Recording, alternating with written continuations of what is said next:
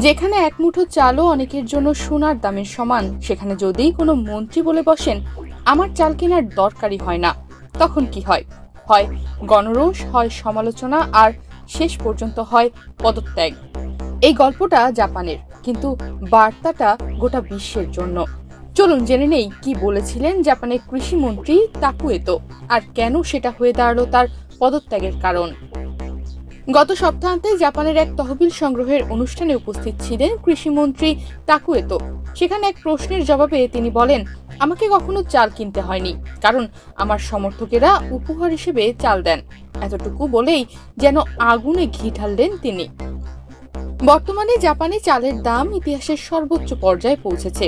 ফসলের কম ফলন এবং পর্যটন চাঙ্গা হওয়ার কারণে চাহিদা বেড়ে যাওয়ায় এর পেছনে বড় কারণ হিসেবে কাজ করছে।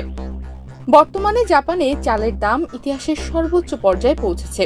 ফসলের কম ফলন এবং পর্যটন চাঙ্গা হওয়ার কারণে চাহিদা বেড়ে যাওয়াই এর পেছনে বড় কারণ হিসেবে কাজ করছে। ফলে এমন সময় জনগণের দুঃখ দুর্দশা নিয়ে এতর মন্তব্যকে সংবেদনশীলতার অভাব হিসেবে দেখা হচ্ছে। এই তিনে মিলেই চালের দাম যেন সাধারণ মানুষের নাগালের বাইরে চলে গেছে। এই বাস্তবতায় দাঁড়িয়ে একজন মন্ত্রীর মুখ থেকে যদি শোনা যায় চাল কিনতেই হয় না, তাহলে সেটাকে জনগণের দুর্দশার প্রতি উদাসীনতা বলেই ধরা হয়, এমনটাই বলছেন বিশ্লেষকরা। মন্তব্যটি প্রকাশ্যে আসতেই শুরু হয় গণবিক্ষোভ, প্রেস কনফারেন্সের তীব্র সমালোচনা, এমনকি বিরোধী দল সংসদে অনাস্থা প্রস্তাব আনারও হুমকি দেয়। এরপরই প্রধানমন্ত্রী শিগেরু ইশিবা প্রথমে তাকুয়েতোকে বরখাস্ত করতে অস্বীকার করলেও চাপের মুখে অবশেষে বুধবার অর্থাৎ 21 মে তিনি পদত্যাগ করেন। তাকুয়েতোর পদত্যাগের বিবৃতিতে বলেন, চালের দাম বেড়ে যাওয়ার এই সময় আমার মন্তব্য অনুপযুক্ত ছিল, আমি দুঃখিত। জাপান সরকার যদিও চলতি বছরের মার্চ মাস থেকে জরুরি মজুদ থেকে চাল ছাড়া শুরু করেছে, কিন্তু এত কিছুর পরও দাম কমার নামই নিচ্ছে না। আর তার মধ্যে এমন মন্তব্য শুধু আগুনে ঘি ঢেলেছে।